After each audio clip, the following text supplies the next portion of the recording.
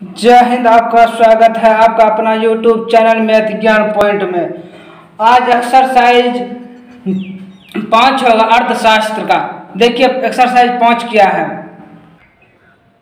Chapter का क्या नाम है? रोजगार एवं सेवाएं। क्या है? रोजगार एवं सेवाएं। चलिए इसके प्रश्न पर चलते हैं। वस्तुनिष्ठ प्रश्न के देखिए पहला प्रश्न क्या है?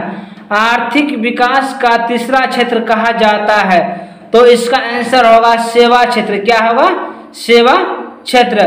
2 नंबर प्रश्न क्या है? मानव पूंजी के प्रमुख घटक कितने हैं, तो इसका आंसर होगा 5। क्या होगा? 5। तीसरा नंबर क्या है? कौन बीमारू राज्य नहीं है, तो इसका आंसर होगा कर्नाटक। क्या होगा? कर्नाटक। 5वां नंबर प्रश्न ऊर्जा के मुख्य स्रोत क्या है, तो इसका आंसर होगा इनमें से सभी। क्या होगा? इनमें से सभी। देखिए पहला नंबर प्रश्न का आंसर यह रहा। क्या रहा?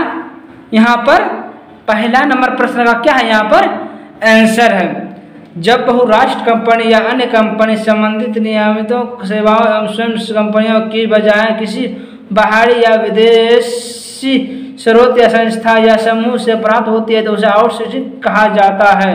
तो इसका क्या रहा? यहाँ पर 1 नंबर का आंसर रहा। 2 नंबर प्रश्न क्या है? सूचना प्रौद्योगिकी से जुड़ी 5 सेवा क्षेत्र को बताएं, तो इसका क्या रहा यहाँ पर आंसर? क्या रहा यहाँ 2 नंबर प्रश्न का आंसर?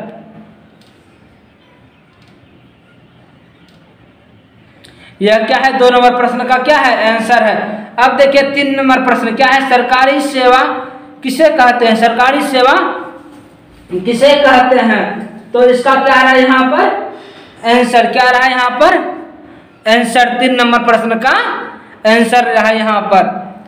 अब 4 नंबर प्रश्न क्या है?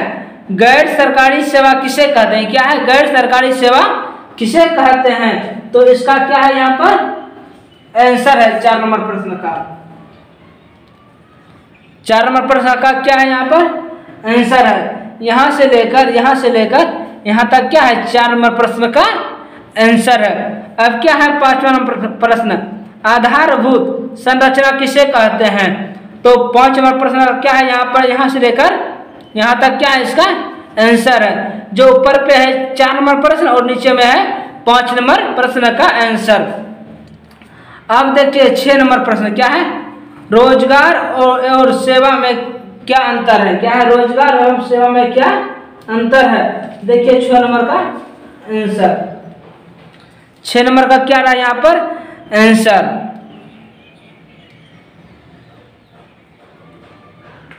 अब देखिए 7 नंबर प्रश्न क्या है? आर्थिक संरचनाएं का क्या महत्व है? क्या है? आर्थिक संरचनाएं का क्या महत्व है, तो यह क्या रहा है मेरा 7 नंबर प्रश्न का आंसर? क्या है? 7 नंबर प्रश्न का आंसर है। अब 8वां नंबर प्रश्न क्या है?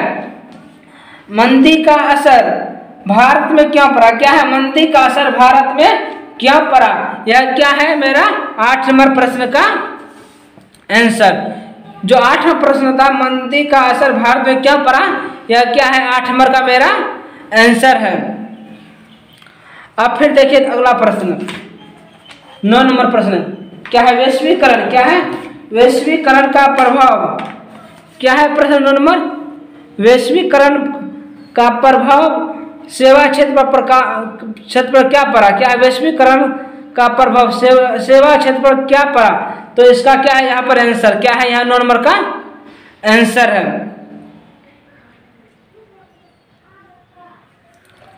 अब आइए दीर्घ उत्तरी प्रश्न क्या है? दीर्घ उत्तरी प्रश्न। दीर्घ उत्तरी प्रश्न देखिए पहला प्रश्न क्या है?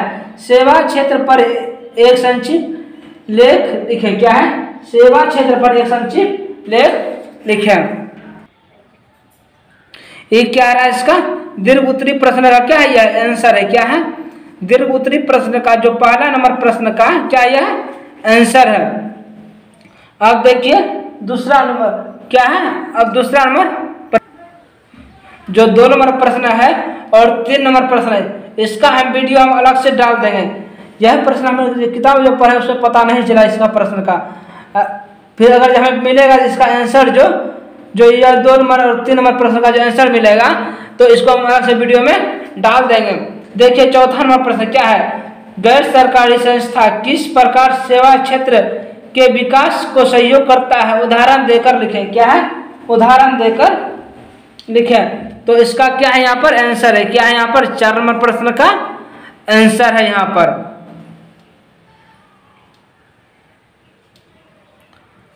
अब देखिए 5वां नंबर क्या है, वर्तमान आर्थिक मंदी का प्रभाव भारत के सेवा क्षेत्र पर क्या पड़ा, लिखें। तो इसका क्या है यहाँ पर 5 नंबर का और लास्ट प्रश्न का क्या है यहाँ पर आंसर, क्या है यहाँ पर आंसर है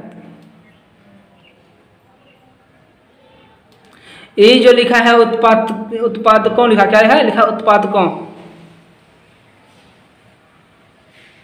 तो आज का क्लास कैसा लगा हमें कमेंट बॉक्स में जरूर लिखें। तब तक के लिए